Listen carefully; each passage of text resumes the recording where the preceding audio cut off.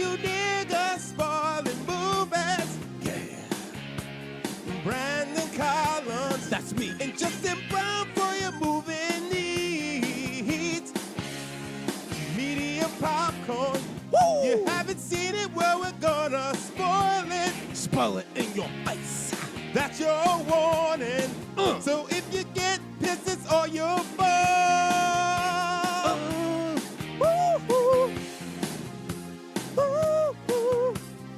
What's up, Little Biscuits and Sun-Dried Tomatoes? It's your boy Eddie Collins, aka Brandon Collins, here to talk about my experience at this year's Tribeca Film Festival, which took place from Wednesday, June 5th to Sunday, June 16th.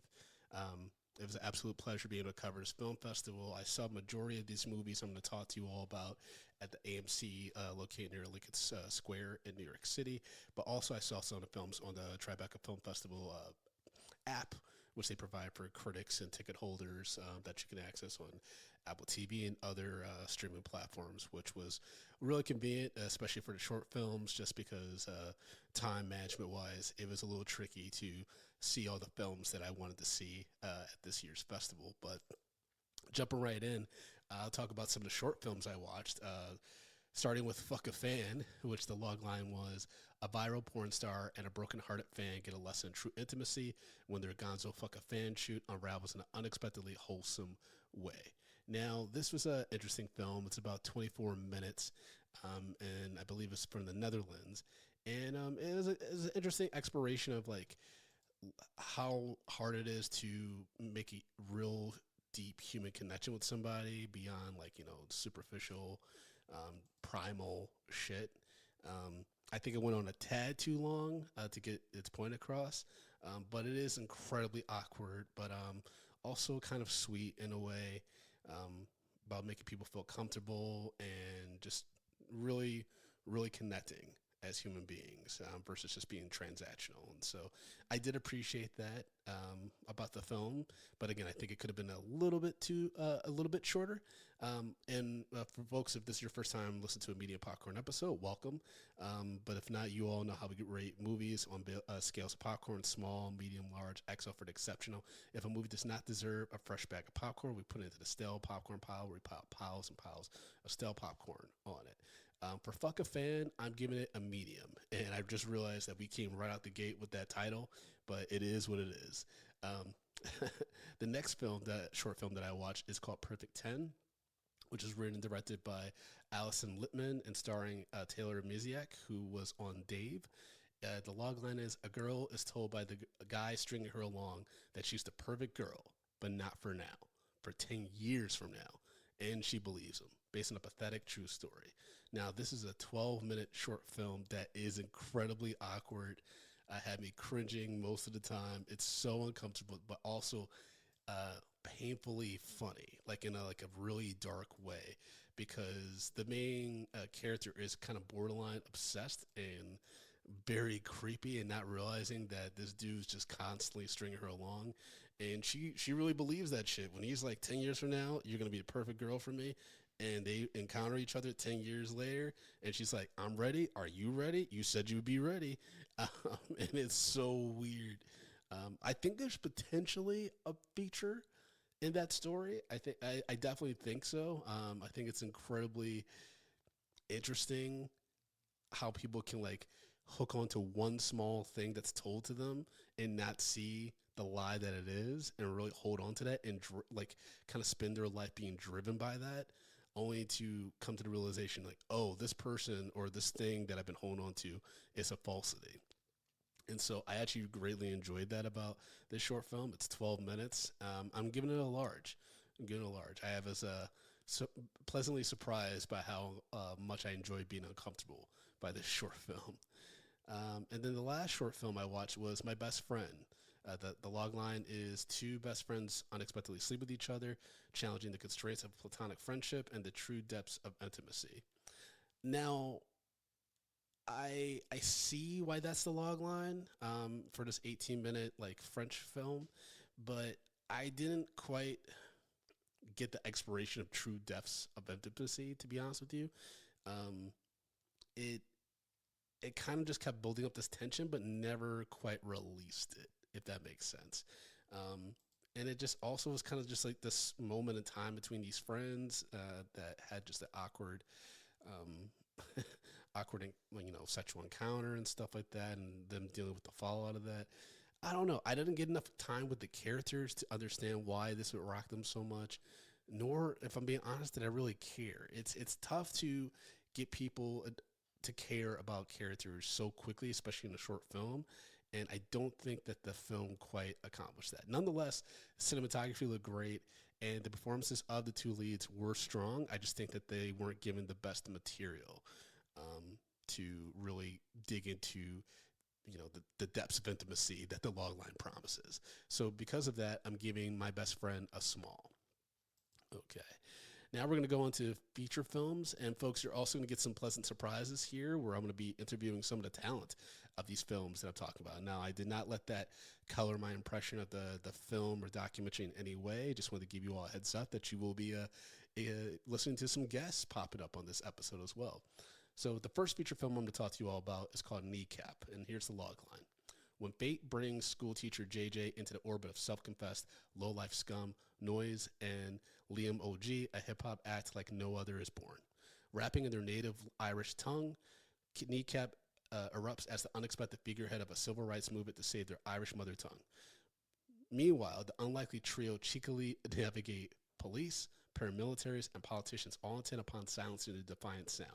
Through their approach to life, often makes though their anarchic approach to life often makes them their own worst enemies, triumphant is for the taking. Sorry about that, folks. I'm just drinking my first cup of coffee. But holy shit, this movie was the first movie I saw at Tribeca Film Festival, and I was floored by it. It's like the Irish movie Sing Street, which I greatly loved when it first came out, meets 8 Mile. And the fact that these are actually real people, like these are the Kneecap is an actual musical act. It's a real musical act, and these people were playing themselves, made it even more impressive because they actually did really good. And Michael Fassbender has a pretty decent sized role in this film. They're acting against him, and it was really, really strong. I greatly love the cinematography. I love the editing choices. I love some of the creativity and like confusing animation at times. I thought the two gentlemen who played Niles or Noise and Liam OG, I'm sorry, I'm butchering their names, but I thought they were fantastic playing themselves. I thought the guy, well, JJ, who played himself as the school teacher, thought he did a great job with the story arc he had. And then there's also an actress named Jessica Reynolds, who was incredibly strong as a love interest of one of the band members. And I am definitely going to be looking out for her because she has a very unique look. And I think there's a lot of promise with some of the actors in this movie, even though Kneecap is a real group, so I don't know if they'll have time to make other films, but they definitely should consider it. I think, it's a bit tough when they have such thick Irish accents, but man, I was really, really surprised by this. And I believe Kneecap is now premiering in some local theaters. I know it's definitely at Alamo Drafthouse, so if it's in your town or city, I would definitely recommend checking it out. I'm giving it a large popcorn. All right, so the other feature I watched, and there's plenty of other features. I don't know, I just prefaced it like that, was In the Summers. The logline is two sisters grapple with the relationship with their well-meaning but troubled father during their summer visits to his home in New Mexico. Now, this movie takes place over 3 different time periods, and the sisters progressively get older throughout the film. And for me, the first 2 acts are phenomenal. I thought that the performances by the young women playing the sisters were fantastic. I think that Rene Perez Joglar, who plays the father, Vicente, I thought he was incredibly strong, especially given that I saw a lot of his character in, fathers that I've had, that I've experienced or been in my life, fathers that are related to people that I care about, particularly my wife, and just the sadness in Renee's eyes, man. You can't, that's hard to get from an actor. And it's like Brian Tyree Henry, whenever you look at him, like you can see like there's some sadness in his eyes and intensity, but also you just like him immediately. and that's kind of what the director writer was able to get out of Renee's performance, which really carries the film even through the shaky third act. I think that the third act might have been miscast with the older iterations of the sisters, if I'm being completely honest. The first two acts are so strong between the storytelling, the cinematography, the pacing, and the third act for some reason just dragged and felt awkward.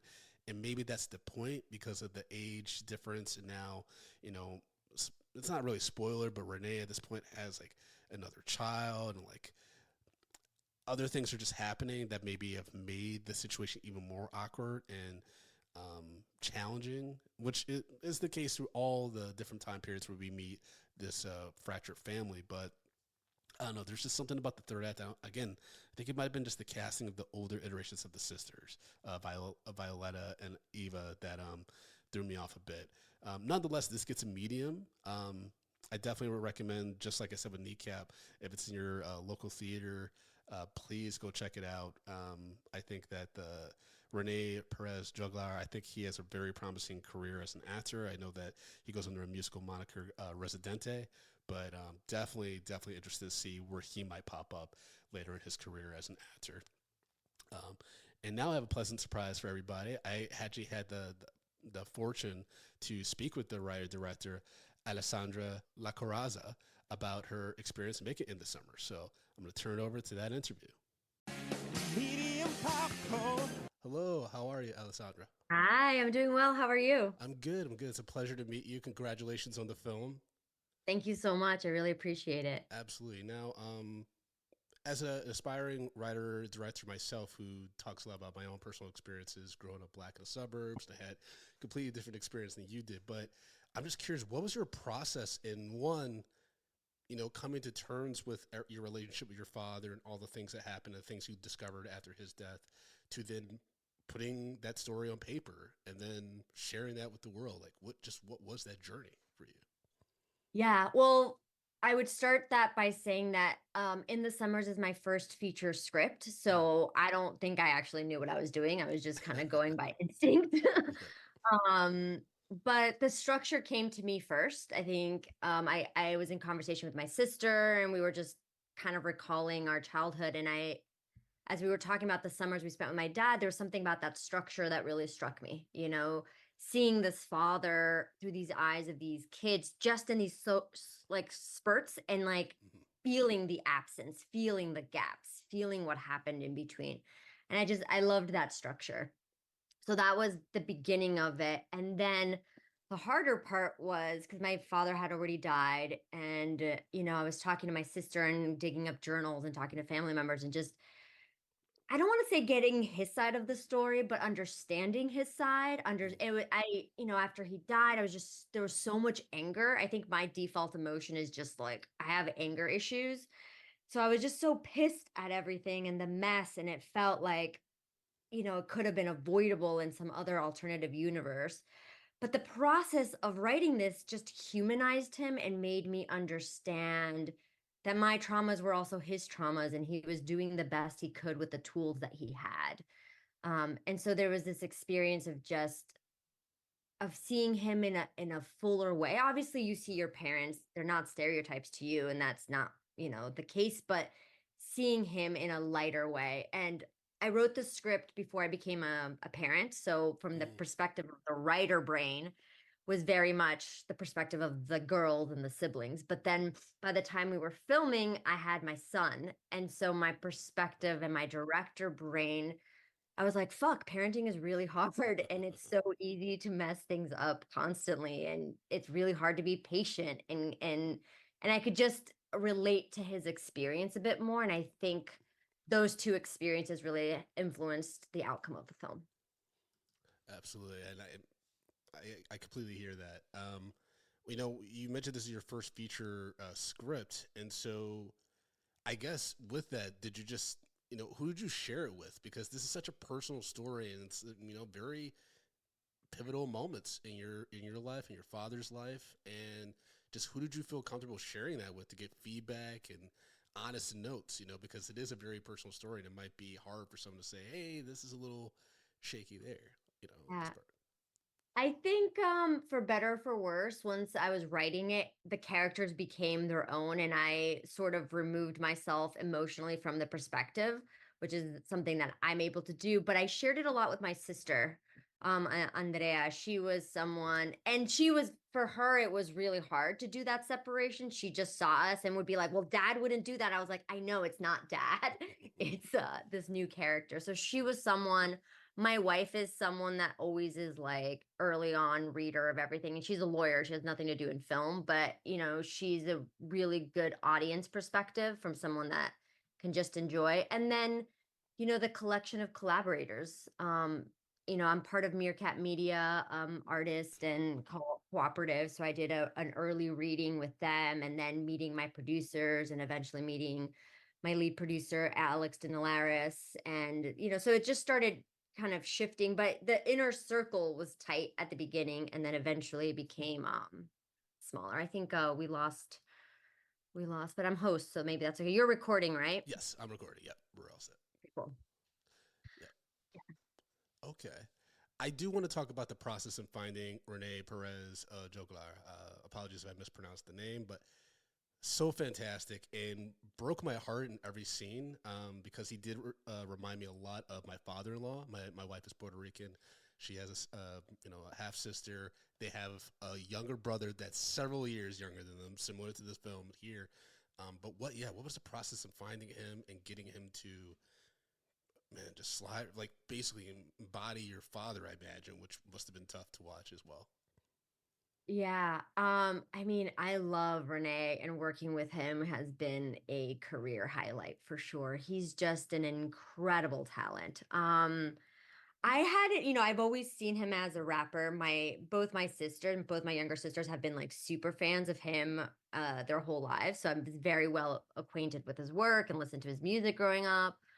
Um, but we were exploring other actors, and then eventually his name came up. And as soon as his name came up, I was like, that's exactly the person that I've been looking for, because Renee, he has this exterior with the tattoos and, just the way he presents himself, which is one thing. And you can make a lot of assumptions about who he is as a person by the way he looks. Mhm. But then you get to know him and you're like, he's an incredible artist. He's borderline genius, and he's so deep and so thoughtful and so smart. And those are the exact combinations that I was looking for in this character. And I think he agreed to it because he thought the film would never get made. And so he was like, yeah, yeah, yeah, I'll do it. And then all of a sudden they're like, oh shit, it's happening. And he's like, okay. But it was a beautiful experience. Will be eternally thankful to him for being a part of this project. I couldn't imagine making it with anyone else. And how was it for your sister to watch this film and see his portrayal of the father figure, so to speak? So I have two sisters, right? So I Okay. have the 2 years younger than me that I grew up with. And then I have the other one, my sister Melissa, who still lives in Colombia, who's like 18 years my senior. My junior, Mm. sorry. And my dad died when she was 7. Oof. And so I both of them had emotional reactions, but I think for Melissa, and we haven't actually talked super in depth, she saw the film recently. I think it was a bit of a mind fuck to see this representation of this person. And again, I separated. I don't see it as my dad. I see it as this character we created and Renee bringing to life. But for them, it's very personal still, and for my family. And I think it's both beautiful and hard. Mm. But I think they struggle with it. My sister Andrea sort of hates showing it to her friends and people in her circle, because they just assume it's a documentary representation of our lives, and that's not true. There's a lot. It's fiction. It is inspired by some truths, but it's a fictionalized portrayal of a life. Got it. Okay. What were some lessons that you learned, both as the director and writer of this film, and anything you wish you knew before the camera started rolling? Yeah. I mean, the lesson I always learn with anything, even a short, is how important the script is. If there's problems in your script, those problems are going to show up in your editing room. So a strong script is essential. Um, I everything was a learning process. I think I'm still, we were shooting this time last year, so everything still feels fresh. I feel like I'm still digesting the experience, but the importance of strong collaborators and how vital it is to have people you trust around you, from producers who give you excellent notes and who are there with you and holding your hand, to how important it is to have, cinematographers and production designers, and all the heads of your department should be better at your job than you are. Um, and it's a marathon, and you have to try to take care of yourself along the way, because it's a bumpy roller coaster ride that's difficult. But just keep pushing. I probably, if you ask me in a year, I might have something more intelligent to say about the process. But I think at the end of the day is like trusting your vision, but also trusting your collaborators and being able to take the feedback. The good feedback, knowing what's good feedback and what's feedback that doesn't work for your story. And that's a hard thing to discern. For sure. Yeah. I got to talk about the car accident scene, which is incredibly harrowing. And as someone that didn't know the story that was going to unfold, it just froze me in fear, with the whole family. And the scene stops just short of Renee's character being helped by a car passing by, I imagine, taking everyone to the hospital, right? It just fades out. And so I was curious about the creative choice behind that, because for me, as an audience member, I'm like, oh no, who's not with us anymore? Like, how bad is this going to get? And so I'm just curious about your creative choice behind that. Yeah, that is both a pivotal turn in the movie, but also in my life. The car accident did happen. And for me, that was actually the scene that made me understand my father the most, because I'm the Violetta, and when we got in the car accident, I was severely injured.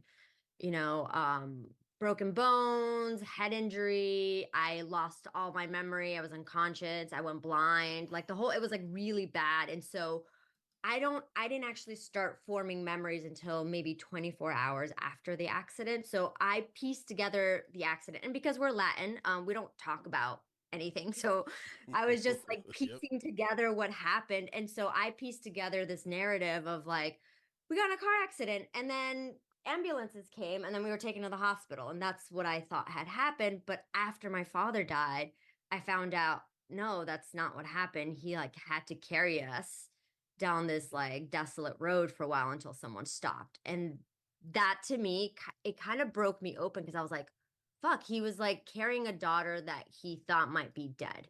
And he's like trying, at that point, your whole life is shattered, especially being a parent now. Like, there's nothing worse that I could imagine than the death of my child. And I wanted to put the audience as close to that experience as possible. And withholding information is the best way to do that at times. And so, we in the script, there was scenes at the hospital where you kind of, realize it. But in the edit room, I was like, I want people to be in pain with us a little bit longer. And so withholding the information that Violetta is still alive a bit longer kind of allows us to stay in that anxiety, which is an anxiety that obviously we lived in for a very long time.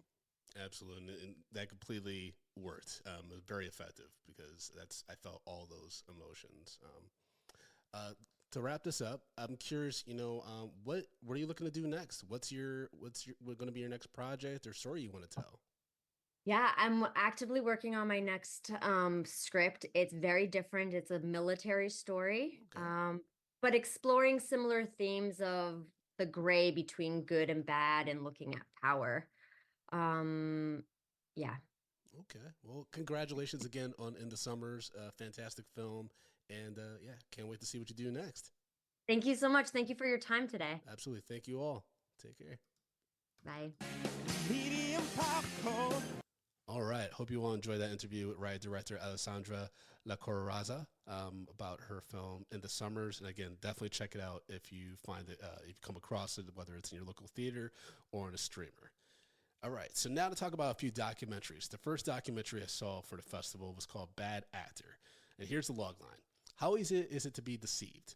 In this riveting documentary, not my words, the shocking story of D-list action star Zachary Horowitz unfolds as his arrest by the FBI in 2021 revealed his so-called movie career was actually facilitating a massive Ponzi scheme, or was it the other way around? Through interviews, victim testimonies, and a wealth of choice clips from Horowitz's dubious filmography, Bad Actor, a Hollywood Ponzi Scheme delves into the world of this industry hanger-on, exposing the allure of the glitz and glamour that ensnare both Horowitz and his victims. So this is basically about, like, like they said, a D-list actor who basically used the ignorance of people outside the Hollywood system to capitalize on his friends and family that didn't know any better.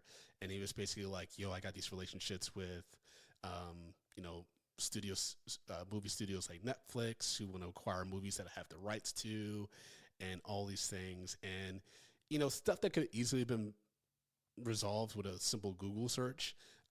Just like, this guy was able to fool a lot of people. But the thing that frustrated me the most is that there actually was a New Yorker article about Zachary Horowitz's scheme that was way more informative, way more in-depth, and way more critical, I think, of its subject than this documentary. I think this documentary, unfortunately, was directed by someone who was a little bit more focused on themselves and what Zachary's story said about Hollywood versus actually like going into Zachary as a person and their crimes. And maybe that's because of a lack of access to Zachary outside the blogs that he apparently is still doing from prison. But there also was a twist involving the director in like the final minutes that just made me roll my eyes. And I don't think I was the only one kind of turned off by it, because when the credits rolled, it was a pretty muted response from the critics in my screening. We just were not very impressed by this documentary. Like I said, there's a New Yorker article that's way more informative about Zachary Horowitz's scheme. It makes it sound way more impressive, honestly, than just showing the testimonies of the people that got tricked, because then it's like, well, yeah, you just didn't ask enough questions nor did you do enough due diligence on your end. Whereas in the New Yorker article, it kind of goes more into how well he was covering his tracks, or at least it explained it better. I know the documentary kind of talked about how he was covering so many steps of the Ponzi scheme to make it seem like everything was legit, but it just came off like, I don't know. They didn't really talk about his access and his ability to have access, because he's a pretty white guy in Hollywood who was able to, put his tentacles in various parts of the industry. And that's something that you don't always get when you're trying to break into the industry. I know from firsthand experience. And so that was a bit frustrating as I watched this documentary. And it's not long. It's like a little over 80 minutes. It's pretty short, which I think maybe also frustrated me, because it just didn't really, like I said, there wasn't enough meat on the bones with this documentary. And I know I've used that phrase before, but that's really how I felt about some of the films that just didn't resonate with me during this festival. There just wasn't enough there. And so because of that, Bad Actor actually gets a stale popcorn. I'd rather recommend people either listen to a podcast about Zachary's crimes, or at the very least reading that New Yorker article, which I'll put in the show notes in case this story does interest you, because it is an interesting scam. It's just it wasn't told in a good way in this documentary. Another documentary I wrote, I didn't write at all. I didn't write any documentaries that I watched. Sorry, folks. I'm gonna take a quick sip of my coffee real quick. French roast, very good. Was Casa Bonita Mi Amor. Now here is the log line. It was known far and wide as the Disneyland of Mexican restaurants, a massive labyrinth-like Denver wonderland famous for its 30-foot waterfall and attendant cliff divers, throwback Western theme, massive gorilla mascot, and food that was not so good. But when COVID-19 forced the legendary Casa Bonita restaurant into bankruptcy, South Park creators Trey Parker and Matt Stone saw the opportunity to bring a childhood dream to life, buying the beleaguered landmark with an eye on returning it to its early 1970s glory. Working with famed restaurateur Dana Loca Rodriguez to update the menu, and armed with over $8 million for renovations, the pair quickly realized that this dream might just be beyond their control, as they faced a deteriorating structure, rapidly aging fixtures, and a spiraling budget. I love this documentary because, and I've said this before in the podcast, my wife and I are very much into like the DIY shows, whether that's on the home network or whatever it's called. But also like shows like Bar Rescue, Kitchen Nightmares. Just how do you rebuild things that aren't doing well or have completely fallen apart, right? How do you rebuild systems? And just seeing the creators of South Park, who are already naturally funny people, kind of trying to bring back this part of their childhood and things that something that they want to continue for the community, while being willing to pay a decent amount of money. I mean, $8 million isn't something to sneeze at, but I don't even want to spoil it, how much they end up spending on this renovation, but it's a lot. It's in the tens of millions that they end up spending for the renovation, because it's such a huge structure. And when you watch the documentary, you get an idea of how massive this place is. And then when you find out that it's all falling apart, and like, even the people that were diving, you learn like how dangerous their job was. They were like coming out of the water surrounded by like live wires and shit. Like I think there was a structural engineer at one point in the documentary says it wasn't a matter of if, but when this all would fall apart and kill people before they started renovating on the structure. So it's pretty crazy. And, it was just a really sweet documentary. And you see these guys just working overtime to try to bring this place back to its former glory, while also having the judgment of the local people, and worried that they're going to change it significantly. And also Trey Parker and Matt Stone trying to update things, so they have to be creative and like create stories. And it's a lot of work, all while they're still doing South Park and other projects and stuff. But yeah, I really, really enjoyed this documentary. I imagine it'll probably be on like Paramount Plus at some point, given that they have, that deal with Paramount. But definitely be on the lookout for Casa Bonita Mia More. I give this a large popcorn. I really, really enjoyed this documentary. Another documentary I watched was called Rebel Country. Here's the log line. Country music, as Richard Nixon said in his infamous address at the Grand Ole Opry in 1974, is a uniquely American genre, formed here and nowhere else. So why doesn't the face of country reflect the diversity of the nation? The question is both asked and answered in this timely and urgent film. Rebel Country exposes the diverse roots of country music, reclaiming the contributions of Black and Mexican American musicians, and uncovering the history of segregation and censorship that has made so-called bro country the norm in Nashville. So this documentary was really interesting in that it introduced me to a bunch of country artists that I did not know about, particularly Breland and Frank Ray, whose music I've become a huge fan of. Now, here's the thing, though. The documentary is only 81 minutes. And, I do have an interview that I did with country music star Breland and the director Francis Whately to follow this review. My biggest thing was I felt like there's a lot more story that could have fit in. And I don't know if it was like notes or just what have you. It's only 81 minutes, and I felt like there was so much more story to tell and so much more of a discussion to have, especially after, obviously the response of Beyonce's country album. And I talk about that a little bit in the interview. But, and I believe, the director is planning to do a follow-up of sorts, but it definitely felt incomplete. And I think that that's what frustrated me most about Rebel Country. I did enjoy it, and it, like I said, it introduced me to a lot of country stars that I was unaware of. But I do think it maybe should have explored a little bit more about what is really behind the deep roots of exclusion of Black and Mexican American musicians. And I don't know if like just the subjects weren't comfortable enough talking about it. I don't know if they weren't able to get access to people that were willing to be transparent from the music industry about why these gatekeepers have been so resistant to including or highlighting those people of color in the industry when it comes to music, country music. But it did leave me wanting more, the documentary Rebel Country. But before I give my rating, here's my interview with country music star Breland and Rebel Country director Francis Whately. Medium popcorn. Okay, so Rebel Country. Oh man, congratulations. Thank you very much. On the film. It was an incredibly interesting topic to me because country music is something that I secretly was a fan of. Yeah. But I grew up in Ann Arbor, Michigan, and it was like black kids don't listen to country music. Tim McGraw,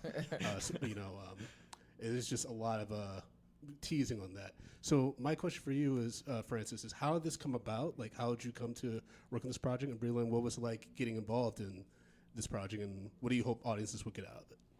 Sure. I'd made a film. I've made quite a few music documentaries in my career, and I was asked to make a film about Dolly Parton about 8 years ago, maybe now. Mm-hmm. And you can't really go wrong with Dolly Parton. Everything that comes out of that woman's mouth is gold. And so I was very lucky with that film. And so then a company called Why Now asked me whether I would make, in conjunction with the record label BMG, whether I'd make a new film about country music. And they called it at that time Rebel Soul, which wasn't quite the right title. Mm-hmm. So I then had to think of what rebellion was going on in country music at that time, and I came up with a series of artists who I thought were breaking boundaries in some ways, not the sort of boundaries that used to be broken. This isn't Johnny Cash and Waylon Jennings. This is a new set of rebellion. This is a new rebellion that is led by those artists who haven't, up until this time, been accepted in the mainstream of country music. Absolutely. Yeah. Thank you. And Breland, how'd you get involved? Yeah, they reached out. Simple enough, but when I heard what this film was about and some of the other artists that they had, I definitely felt like I might have some things to contribute, and I thought they were doing this really tastefully, and obviously it takes a while to put together a film like this. So we talked, maybe it was a couple years ago at this point, but I think this is coming out at a really great time. Even just in the last 12 months, country music has evolved. I think the conversation around country music, you saying that, you got teased for listening to country music as a kid. Shania Twain, how we not like look, she's a national treasure. But, for us to be able to have this conversation now at a time where country music is blacker than it ever has been, to see someone like Jelly Roll, who at the time that they were filming this was really kind of just starting his rise into country music, and I just watched him Saturday night headline CMA Fest at Nissan Stadium, and so we are seeing some of these kind of rebel country artists, if you will, by the film's definition. We are seeing these artists having really unprecedented success, and the audience becoming increasingly diverse, and the conversations around who can participate in country music. I think that's something that literally in the last 12 months has started to take form. So this film is coming at a great time, and for me to be able to tell my story alongside these people, I think was a really natural fit.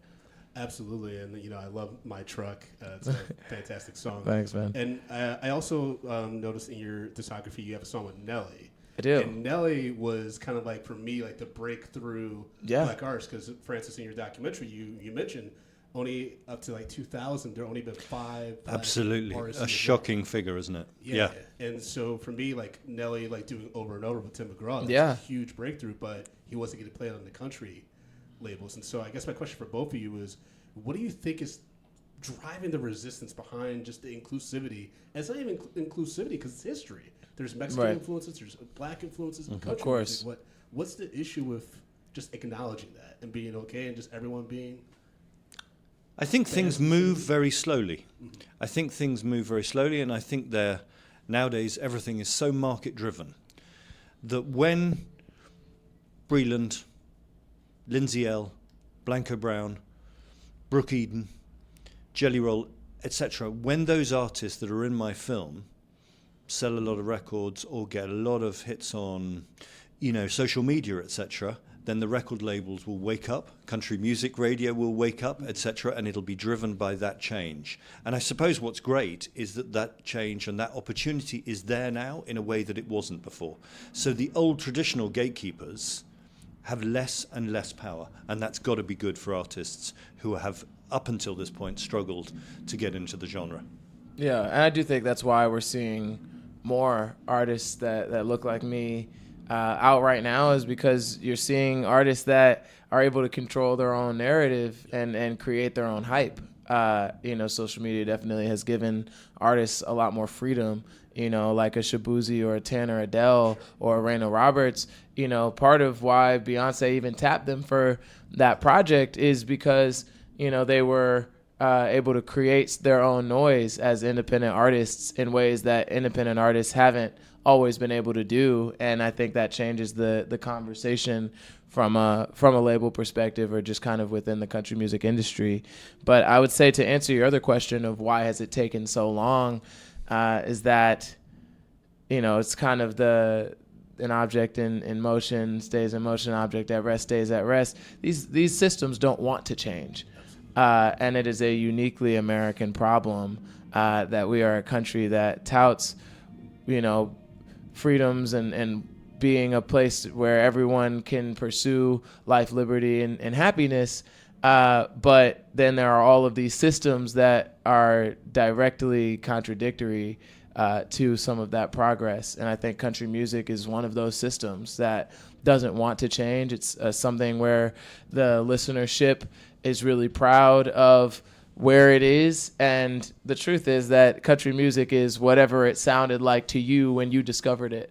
So, if you grew up on Garth Brooks, country music sounds like Garth Brooks. If you grew up on Florida Georgia Line, it sounds like Florida Georgia Line. And if you grow up on Breland, country music sounds like Breland. So it doesn't want to change, but music is constantly evolving. And we are in a space now finally where we are starting to see some of that starting to take shape. As a limey, I couldn't possibly comment on all that. I still appreciate you, Francis, and all the hard work you did. Now, to wrap this all up, we mentioned the past 12 months especially. Obviously, Beyonce released a huge country album that's really kind of jump-started the conversation about what constitutes as country music. Yeah. And so my question for you, Francis, is if you were to be able to do a follow-up to Rebel Country, what would that look like, and who would you hope to include in that? Would it be Beyonce? Would it be other artists that are kind of able to, jump onto that exposure, or would it be a different direction? And then Breland, what would you like to see in a follow-up to Rebel Country?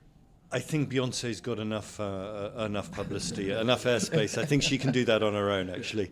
But no, I'd like to do what I've done again, is to highlight those artists who haven't had a platform or still don't have a platform. And, we can talk about this film and how it's made a small change, or it might make a small change, and that would be great. But this isn't a revolution, and if it is, it's a very slow one. So, I think it has to be pushed, and, much more diversity has got to be heard on the radio in America. I think that's absolutely the case. But yeah, I think my job is to keep on pushing those artists who haven't had a platform in the way they deserve. And all the artists in my film deserve a much, much bigger platform. I'm delighted for Jelly Roll. I'm delighted for Lainey Wilson. But there are many other artists in my films who all deserve that success. Absolutely. Yeah, I think they did a really great job putting together a cast of artists in this film that all have really great stories and stories that need to be shared and pushed. But I think even since this film has come out, there is a whole new group of artists that are coming out now that if they were to do another one, I would love to see some of those people included as well. Awesome. Thank you so much for your time, and My congratulations pleasure. again on the film. Thank you very much. Medium popcorn.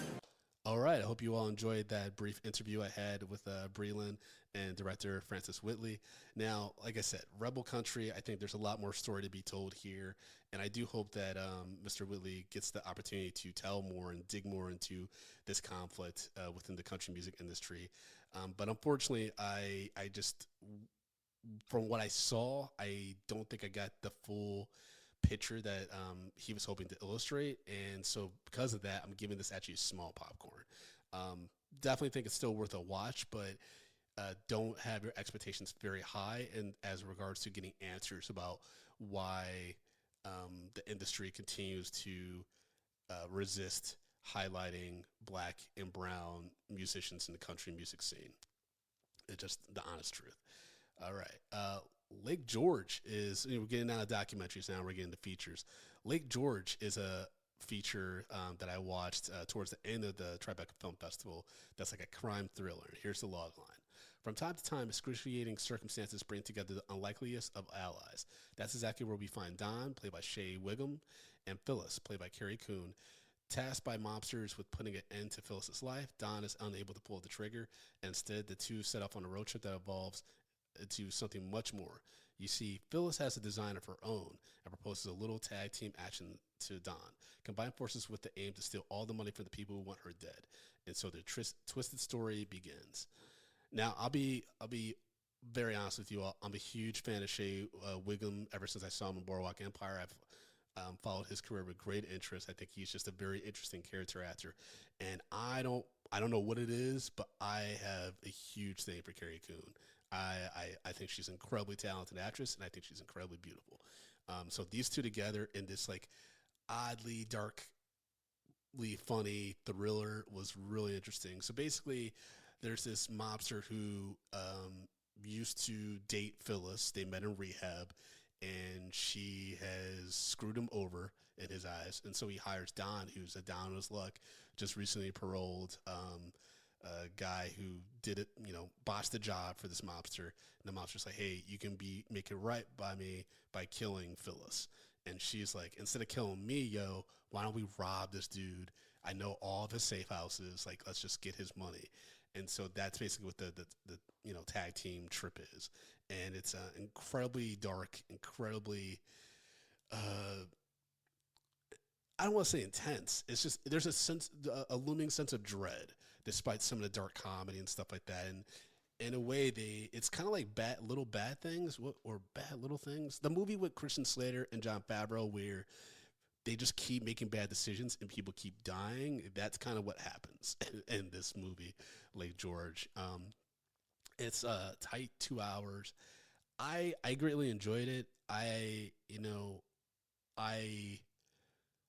knew that it was going to probably be a dark ending. It wasn't as dark as I feared, but it's pretty intense ending. So don't go in expecting sunshine and rainbows. That's all I'm saying. But I did enjoy Lake George quite a bit, and I'm giving it a large. All right. Let's go on to Rent Free, which is another feature I watched at Tribeca. The log line is Ben and Jordan, nomadic Gen Z best friends from Texas, are enjoying their scrappy days in New York City together and are quickly getting comfortable with the idea of permanently relocating there to pursue a life and career in the Big Apple. Those plans are quickly botched, however, when an outrageous indiscretion for Ben causes both of them to get kicked out of their friend's apartment they were staying at, prompting them both to fly back to Austin, where Jordan's girlfriend Anna takes them in. Unfortunately for Ben and Jordan, Anna's generosity is short-lived. One drunken evening, both friends make a pact. They treat this meandering couch-surfing lifestyle as a social experiment and aim to take advantage of their friend's hospitality to live an entire year without paying rent. Their plan, however, all too soon reveals itself to be a little bit untenable. So, Rent Free is interesting because I think, it's written by this gentleman named Fernando Andreas, and co-written also with Tyler Rogue. I think that this might have been miscast. As funny as the film tries to be, and there are some genuinely funny parts, I think that the two leads really struggle with the comedic timing. I think they allowed them to improvise a little bit too much. If that's not the case, then yikes. Jacob Roberts and David Trevino, I think they did their best, if I'm being honest. I think they did their best, but there were some parts where the jokes just fell flat. There was very few times where the audience laughed out loud in my screening. And make no mistake, this is supposed to be a comedy. So that was a bit disappointing, because it is an interesting concept, and the reason why they keep getting screwed over is because like these two dudes in their various ways are just so fucking horny and irresponsible that they make terrible decisions. However, they don't really couch surf. It's not really a spoiler to say this. They tried this like once or twice, and they do it twice after they get kicked out by Jordan's girlfriend, right? And I wish they had done more scenarios where they stayed with a bunch of more people. They kind of do it twice, and then they just retreat to Ben's like family, like in another part of Texas. Like it kind of like petered out there and just became more about like this family dynamic. And you still don't really know that much about Ben and Jordan. I mean, you learn more about Ben when they go back to Ben's house, but yeah, it just was like it felt very incomplete and kind of all over the place. And the actor that played, hold on, I just want to make sure I'm being accurate to, what the casting was. So that's a different. So this is actually listed as a dramedy. I would say this is trying to be a full comedy. I can see them trying to put drama in because I guess it does have a few serious parts, but not really. Not enough to categorize as a dramedy in my eyes. Jacob Roberts as Ben, I found incredibly grating at times. And I know that's not the most fair thing to say, but there were times where a better comedic actor could have killed this shit. Like this could have been a breakout Andrew Rannells level role. And it just did not hit at all. And that's unfortunate because, like I said, I think that if the writer-director had really stuck to the premise that was offered with the couch surfing, then this could have been a really, really funny film that people like my sister-in-law, who are in that young generation, would have really gravitated towards. So because of that, I'm actually giving Rent Free, I'm giving it a small just because, honestly, cinematography-wise, it looked great. It looked really, really good. Like, I was like, man, I wish this DP had worked on a better film. Like, it looked fantastic. So that's the reason why it gets a small and not getting put in the stale popcorn pile. Did watch a docuseries at Tribeca Film Festival. It's the first episode of a Tim Burton docuseries. The log line is, follow Tim Burton's dream journey into the themes and relationships that shaped his work, from the misunderstood monster to the dichotomy of dark versus light, and the magic collaboration with fellow outsiders Johnny Depp. That's right, he's back. Winona Ryder, Helen Bonham Carter, and more. So the first episode, which is what we saw at the screening, kind of dived into his quirky childhood and how that influenced like a lot of the way that he sets up worlds in his films and his drawings and stuff. And I think the biggest surprise for me was that if you've seen the show Atlanta, Donald Glover's fantastic television show, one of my favorite episodes of all time is The Goof That Sat by the Door. And the origin story of the black gentleman who takes over Disney in that episode is basically Tim Burton's story of how he got into animation. And I was just chuckling to myself the whole time when I was watching that part of this docuseries pilot. I'm a huge Tim Burton fan, so is my wife. We love his art. Nightmare Before Christmas is her favorite movie of all time, so we watch that on an annual basis. Batman Return. Like, there's a lot of, like, especially 90s Tim Burton that we really, really gravitate towards, that we really, like, that really resonates with us. And so watching this first episode, like, I greatly enjoyed it, and I can't wait to see how the story unfolds. Now, here's the thing. Like I said, because they collaborated so much, Johnny Depp is featured here and there. I would say maybe he has about 45 seconds of screen time in this whole first episode. But they hint that the next episode is going to be about his collaboration with Tim Burton throughout the 90s, early 2000s. And so I think that if you are still someone who is struggling to separate the art from the artist, even though this is the artist talking about the art, this is going to be a really tough series for you to get into. Now, I kind of, to be completely honest, I kind of remove myself from the whole Johnny Depp, Amber Heard thing. Like, I don't have a stake in any of that. So for me, I'm interested to see how they handle this in future episodes. But from the pilot, I am incredibly excited to just learn more about Tim Burton's process.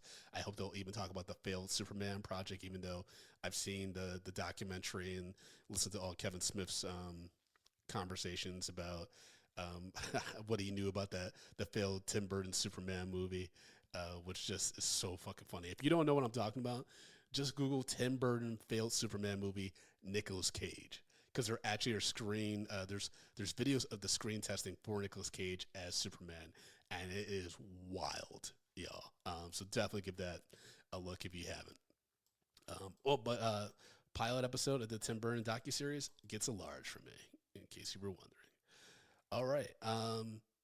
One of the last features I saw for Tribeca Film Festival was this film called Griffin in Summer. Here's a log line. Summer vacation is usually the time for kids to let loose, but for 14-year-old Griffin Naftali, it's time to get down to serious business of putting on his dramatic new play, an ambitious cross between Who's Afraid of Virginia Woolf and American Beauty. However, when his tween collaborators get distracted by more trivial pursuits like boys and camp, Griffin's attentions drift towards Brad, the zoned-out handyman working at his house. Increasingly smitten and seeking a kindred spirit in Brad due to his failed career as a New York-based performance artist, Griffin finds him embarking on an unforgettable summer. I love this movie. And the guy Brad is played by Owen Teague, who played the lead character in the Kingdom of the Planet of the Apes, and he looks a lot like that ape character. Like, he's a very interesting looking guy. But holy shit, man, Everett Blanc as Griffin. I'm surprisingly getting like teared up thinking about it. It's such an endearing performance. And if you've seen that movie Theater Camp, think of this as like, this could be a spin-off of Theater Camp, where you just follow one of the kids from Theater Camp, and they're live back home and stuff like that. And this kid is putting on the production. I think it's because, when I was in high school, I put on my own productions and organized stuff, so I know how hard that can already be. And this kid is really, his plays are fucking nuts. Like, having like really intense like adult conversations, but they're being played by teenagers, and they're talking about like abortions and like being sterile and cheating. It's so fucking dark and funny and uncomfortable. I cannot stop laughing and cringing at this fucking thing. Great, man. This is a fun feature in dramedy. I hope that it gets some. I don't know what the plans are for distribution, but if you see Griffin in the Summer pop up at your theater, definitely go see it. If you see it pop up on a streamer, definitely take a time to watch it. It's an hour and a half. It's a tight hour and a half, and it's so fucking crazy. It is white kids being white kids in suburbs. I think there's one person of color, one kid of color in the cast, but I knew a lot of people like this growing up in Ann Arbor, Michigan. In a way, I was kind of like Griffin in the Summer, like, where I would easily get smitten by somebody, fall head over heels, and just like end up in a world of hurt because I was very naive or just didn't read the signs and stuff like that. Griffin kind of takes it to another level in this movie. But man alive, like, great performance by Everett Blanc. Great screenplay and direction by Nicholas Collier as well. Griffin in Summer gets a large for me. Definitely check it out if you have the opportunity to do so. All right, and then the last film I watched for Tribeca Film Festival is Firebrand. Here's the logline.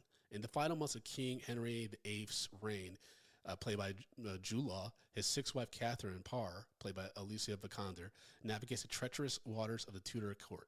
As a champion of radical change, Parr's progressive beliefs and courage put her at odds with the ailing and increasingly paranoid monarch. When Henry appoints her as regent during his absence, Parr's newfound power threatens the courtiers who scheme against her, casting down her fidelity to the king. This is a really intense movie, historical drama, in an incredibly villainous role by Jude Law, which was terrifying, and I was very surprised by what he brought to the table. Alicia Vikander, very steady and strong in her role as Catherine. But it's just really intense and kind of scary at times because Henry VIII, like, I don't know much about that time of history. I didn't care to ever learn that type of world history and stuff like that. But holy shit, if he was that crazy, and in that much pain and dealing with so much illness, that's wild, man. But yeah, Jude Law and Alicia Vikander, they did their thing, and we're gonna actually wrap up this whole recap of Tribeca and everything like that with the interview with Jude Law and Alicia Vikander about their roles in Firebrand. So here you go, folks. Medium popcorn. Incredibly excited to be with you both today. I'm curious to start off by talking about, how did Firebrand resonate with you, and what was it about this project that drew you to it and made you think, I want to dedicate months of my life to these characters? Well, for me, if I remember rightly,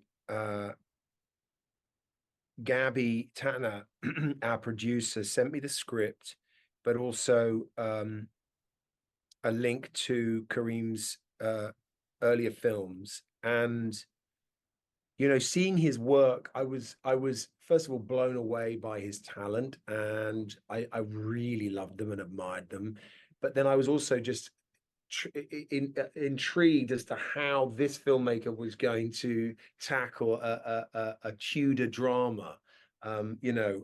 And when I met him, it was clear that he really wanted to investigate it in a very original way and see it really very much as this domestic drama, and let the historical setting not take care of itself, but let that be not an afterthought even, but just the world in which we sort of sat in.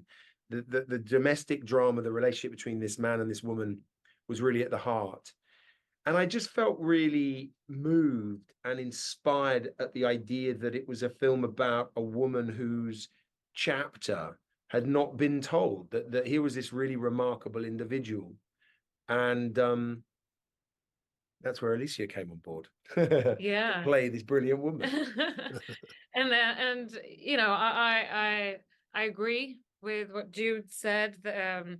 Kareem and his vision, and kind of different temperament, taking on this very British part of history, really intrigued me to see what that would be like. And then this woman, I mean, I was almost embarrassed when I read the script that I did not know more about her. I felt with the amount that she had achieved and accomplished and outlived Henry VIII, I probably knew the least about her out of all the wives.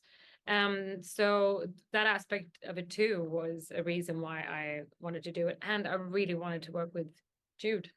I was extremely excited that he was going to play Henry. And, you know, we had met over the years, obviously worked with quite a few years ago now, but I kind of just imagined and felt like this would be one of those experiences which I would relish when I felt like it was going to be a very collaborative and in-depth, you know, work creating this relationship. Absolutely. Thank you. You know, I'm always I'm a huge, you know, studier of history, and I always feel like we can take some lessons from history, no matter what time or place, right? What would you say modern audiences should take away from the story of Henry VIII from Firebrand and the cautionary tale, so to speak, of it? I think, you know, just like you said, when you're in a costume drama, even for me, it's like, what do I reference when I think about the Tudor times? I kind of see these big portraits that we all kind of know, and I kind of imagine that is the time. And then I think during the time when we were filming, the coronation happened, and we saw one of those, you know, the actual like main portrait, and it was like, see, how much is that really the actual, you know, king and the world that we actually know nowadays. And with this job, I mean, like Kareem wanted us to kind of focus on the very kind of intimate domestic drama. And what you realize is I do not think that human beings have changed that much, even over 500 years, but the world that they're in and the context and the social kind of rules and is so different. So that's where it is interesting to kind of, you know, really put the story very upfront, close to you, because that's when I really kind of start to think, oh, I knew these events happened, but it's almost like I forget that they were human beings, you know, and it's like a black and white films. It's not until that we suddenly now are faced by, you know, the imagery that we kind of see from what happens in wars, and you're like, oh my God, it feels like it's like real. And so to tell these stories and try to be as accurate as possible with the historical aspects, but then when you come close, it's like you really, you know, it's just about this man and a woman and how they kind of maneuver one another and for Catherine at the center to kind of stay alive. Absolutely. Oh, sorry, Mr. Law. No, please. I was going to ask, what was your process for preparing for these incredibly intense roles? I mean, I'm sure it was very taxing, and I'm curious about your decompression process as well, because, you know, you have the trying experiences that Catherine goes through and King Henry's paranoid anger. Like, just how did you get into that every day on set and then I think we go helped home? getting out of it, you know, what we needed to. No, but I think we had a very, you know, easygoing and nice collaboration together with Kareem from the beginning. And I do think that we found that it really helped that it, you know, now when journalists have asked us, it's almost been like we feel embarrassed, but like we did have a lot of fun. You know, it's like, but you Were you know, able to leave it at work? I was. I don't was. remember going home and feeling like, oh, I got to, you know, this awful man. It's only the physicality. I get tired. Yeah. It's a bit like, Oh, you're drained. yeah. So it's more like it feels like you've done a proper workout. Absolutely. Because you've kind of had to go there. Yeah, yeah. And I think most people kind of know, because I think even like being emotional, I think is something that us human beings often just naturally tend to not, we don't want to, you know, having to go through big emotions. It's very draining and very kind of, you feel so exposed, and we try to not get there. So when you're forced to do that over a day, it's, I just kind of want to go home and sleep. Yeah. Yeah. But it was a safe haven of creativity. So we were able to kind of literally take that off and go home, sleep, eat, come back, do it again.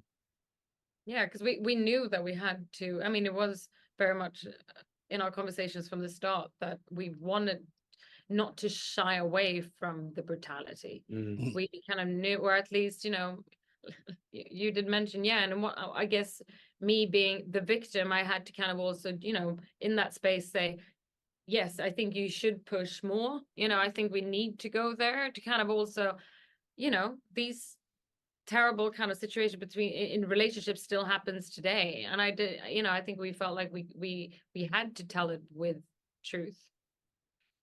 Absolutely. And did the humor of fun on set come from you both scaring the hell out of each other at times? Because, you know, Henry VIII is terrifying throughout the whole film, but Catherine's last moments with Henry VIII, I'm not spoiling anything, even though it is history, made me really chill to the bone, right? And so is that kind of the reason why it was a little lighthearted at times? That scene, we did shoot that in the very end. It was very okay by that point. I know where the humor comes from. I think the humor is an unusual kind of side effect of achieving something, getting to a place where you feel, after all the preparation and conversation and checking in with each other, that you've got to a point that you really wanted to reach, and you've looked at it from all points of view, and you really walk away feeling like, well, I think we certainly got there, we did it. And you know, it's so extreme at times. All you can do when the bubble then pops, right, or you is laugh in a way, because you know, otherwise, you know, the weeping and the anger and the fury is sort of is already bottled. That's in the scene. You can't, if you carry that on in a way, I guess that's when you're in really dangerous territory. But by the end, it's like, okay, well, that was a good day's work, you know, using each other and shouting. There was also like even the few scenes I was looking in that, you know, the dinner scene. It's like it's also between them two, the perversion that between them too. Like they know that they're keeping this up, and and sometimes, you know, I think I even had this feeling that she's forced in this relationship. She can't escape it no matter what. But then she needs to find a way to kind of, I think she then enjoys, I think she did love being the queen, you know? And in one way, it was also that feeling of like, there's no one else in here that can manipulate this man the way that I can. And I think she kind of, you know, really enjoyed that too. I have a bit of a silly question for you both. I've been on multiple film and TV sets, both as a critic and as an actor, and I'm always fascinated by the catering that's involved, because sometimes it's themed with the project. So I'm wondering, for Firebrand, what was the catering like, and you know, what was your favorite thing to eat in between? I mean, this scene that you have, I mean, they gave us fully like accurate, like old recipes from the Tudor time as well. Right. Yeah. And that cold meat, eggs. I didn't need much catering those days. I didn't need much at all. I was. You're in a corset. I mean, how do you manage that? No, but it's also, isn't it interesting that even in these kind of scenes when they actually prepared incredible food, as soon as it's props, I can't touch it. No, I'm with you on that. I get so kind of grossed out by it. But yeah, the food was. I don't really remember it. I remember eating a lot. I saw the whole experience as an opportunity to eat and drink as much as I like. I mean, I did remember just because we were living in the Peak District. I remember that, that we ate very well, but that's because, the produce of the whole Party. region is so good. Yeah. Now you mentioned corsets, and that goes to my last question, which is most uncomfortable costume you had to wear on this project. I mean, it's definitely it's definitely the corset part. It's because this is not really like I've done all the centuries now. The 18th century corset is by far the most tricky to get on. But this, I was surprised because it's not like it's kind of just like a dress. But the thing is, it's kind of like just shaped over your shoulders that it kind of like pulled back your shoulders. And we all of us realized that we didn't know why, but it kind of did something to our like shoulder blades. Ooh. They were like squished together in a very unnatural way. So it wasn't around your waist, it was further up. So we all of us women kind of ended up having this very like similar pain. But it was, I mean, I had to go to an osteopath several times during the shoot to kind of like help me out. Yeah. Mr. Law? Mine were all pretty, well, they were uncomfortable because I wanted to have this, I wanted to have a walk as Henry that reminded you of the pain he was in with his legs. Yep. So I wanted him to look like he was sort of limping and his gait was one of discomfort. So I got these shoes with all these like bits of stone and metal sewn into the soles. So the costumes themselves were heavy and they were awkward because there are no buttons and they're laced up around the groin and around the waist, and so you kind of can't quite move, and there was a lot of it and all this padding and weight as well for Henry's size. But really the shoes were appalling and they really messed up my hips.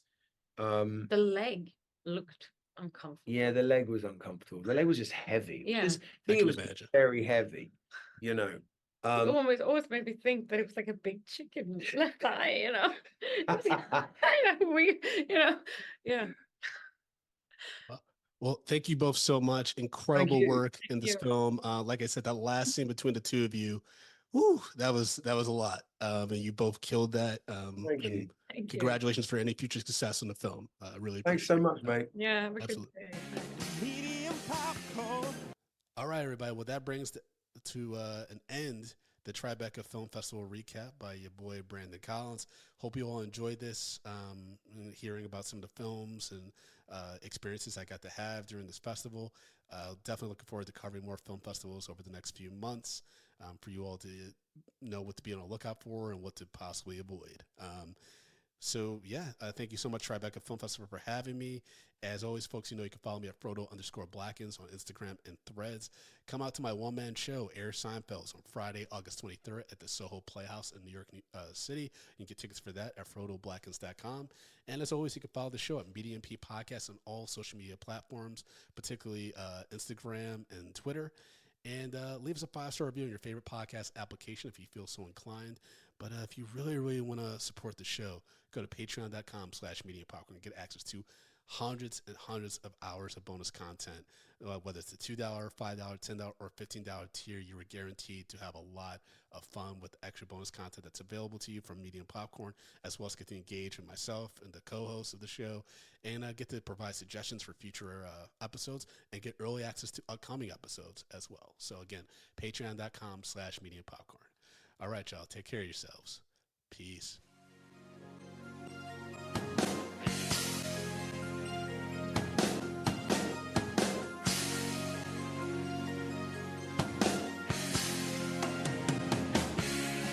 Medium popcorn. We are two niggas spoiling movies. Yeah. Brandon Collins, that's me, and Justin Brown for your movie needs. Medium popcorn. Woo! You haven't seen it, well, we're gonna spoil it. Spoil it in your face. That's your warning. So